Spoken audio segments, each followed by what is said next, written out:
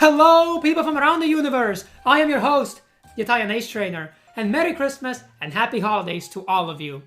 And in the spirit of the season, and of this most wonderful of days, my favorite holiday in fact, I thought it would be a pretty good idea to do a Christmas-themed Pokemon video.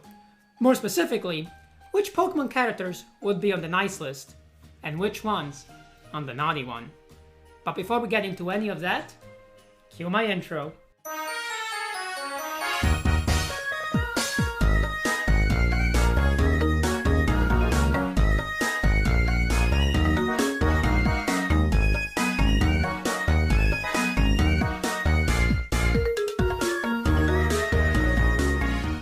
So this should go without saying, but we're not talking about every single Pokemon character, because there's a lot of them. And I don't know about you, but I don't really feel like sorting through hundreds of names and placing them on the naughty and nice list for 5 hours.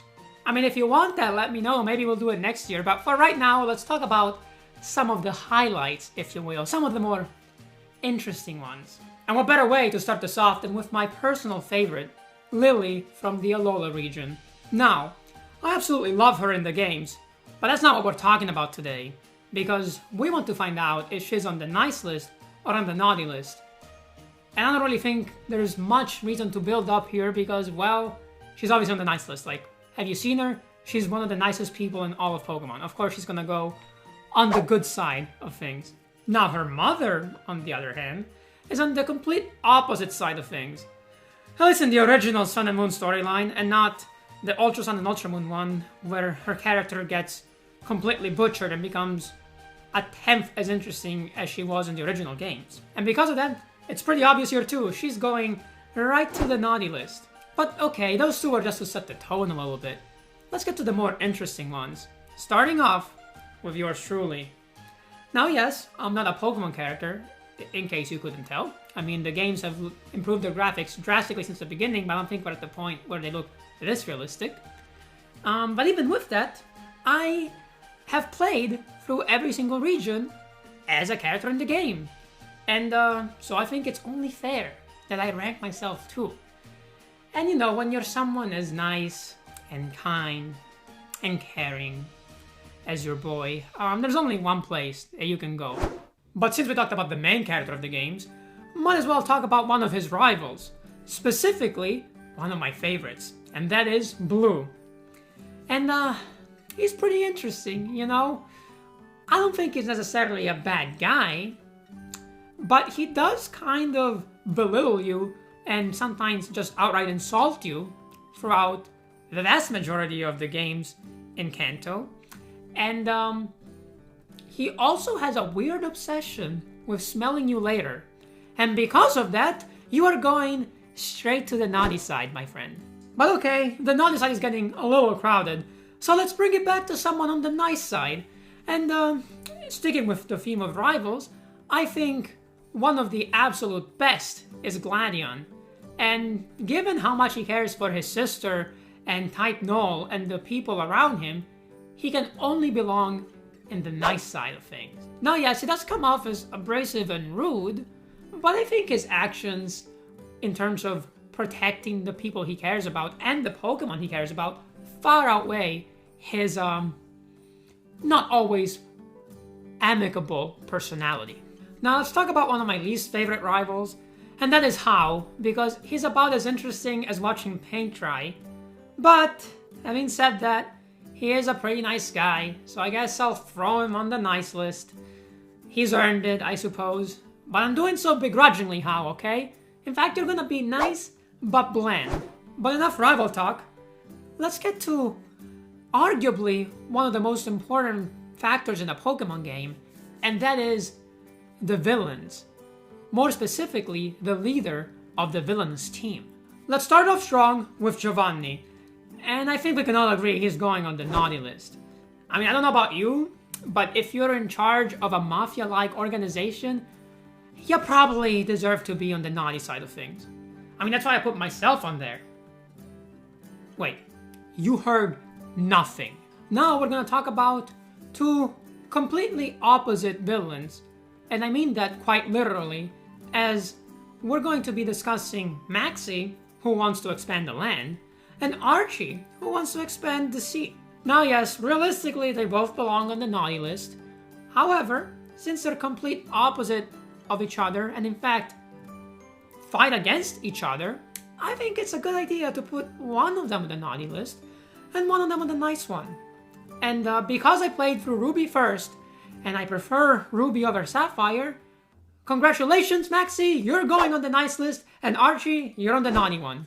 But what's a Pokemon game without the gym leaders / Captain Trials and Kahunas and Alola? Now let's start off with a gym leader who is pretty nice, I think. Maybe not the most interesting, but one who definitely deserves her spot on the nice list. And that is Erika from Kanto. However, there's one person associated with the gym who definitely does not deserve to be on the nice list.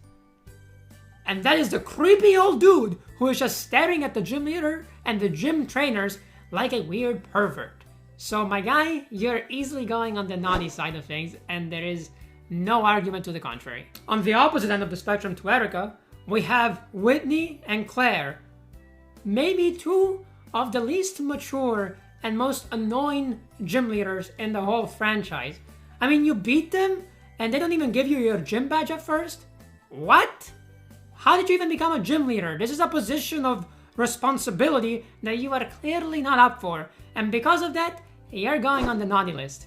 And speaking of Whitney, she is the only trainer in all of Pokemon probably, but at least this list, who has a Pokemon who itself deserves a spot on one of these two lists.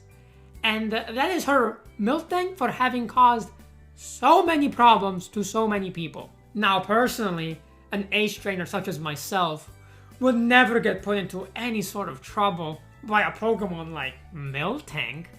But I've heard stories from other trainers, and while I'm definitely not speaking from personal experience, I think those stories are enough to earn this devil of a Pokemon a permanent spot on the naughty list. Moving on to the Alola side of things, and one of the Kahunas has never given me a good impression, and that is Hapu. I don't know what it is about her, but I don't trust her, and just because of my own personal bias, she earns an easy spot in the naughty list, not just for this year, but for the next free as well. Why free? I don't know. Now, there are some really good trial captains and Kahunas in Alola, and one of them is certainly Acerola, who is so mischievously spooky while still being a nice person that I can only assume she's on Senna's good side. Moving back to some gym leaders, and I think Galar has a very interesting variety, but two of the more diametrically opposed ones are probably Bede and Marnie.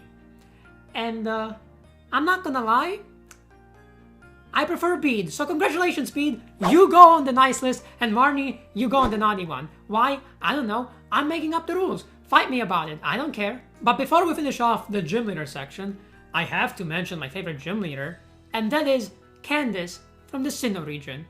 And in case you missed my videos talking about her, I may or may not have had a crush on her as a kid. And because of many other reasons, and clearly not that, she is going straight to the nice list forever. But alright, we've had our fun with the gym leaders, we've had our fun with the rivals, heck, we've even had our fun with the evil Pokemon teams. Now, it's time to talk about the big guns. Specifically, the Elite Fours, and of course, the champions. Let's start off with another member of the Sinnoh region, and that is the best Elite Four in all of Sinnoh by far, Flint. He's great, he's on the nice list, moving on. Before leaving the Sinnoh region, let's talk about the one and only Cynthia. And before my most recent playthrough of Brilliant Diamond, she would have easily made the nice list.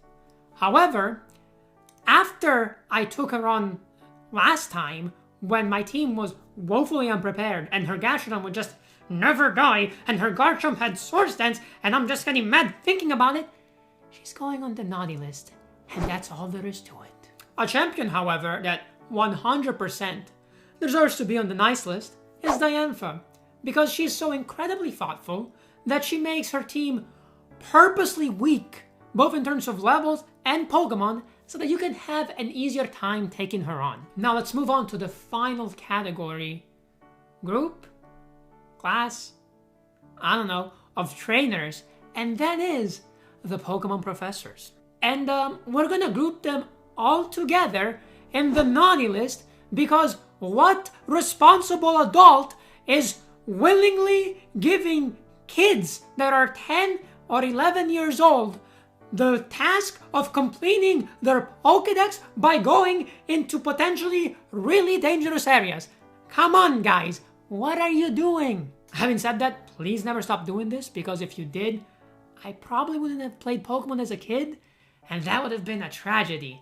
So, even though I officially condemn your Willy Wonka-like laissez-faire attitude towards kids, personally, I actually promote it, and I think it's a very healthy way to get the young ones out and about in the Pokemon world.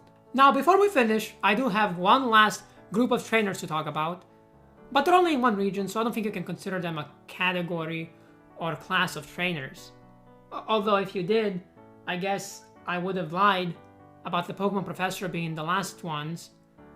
But it doesn't matter because I'm on the naughty list anyway, so let's just get to this group of trainers and finish the video with a bang. And the trainers I'm talking about are none other than the Kimono Girls from Johto. And if you're wondering why they got a special mention, it's because I saw what you did to Pokemon 7 in his Shining Lock. That's not okay. That's not okay. As a fellow Shining Hunter and Nuzlocker, I don't approve. So, you're going on the naughty list for this year. Sorry, but you should have known better. And that's it. That was my list on which Pokemon characters are on the nice list and which ones deserve to be on the naughty one.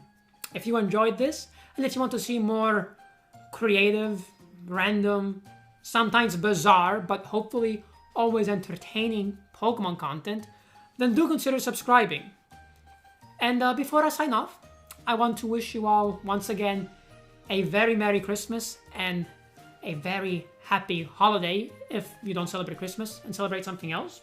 I hope that whatever it is that you are celebrating is bringing you joy and that you're having a wonderful time.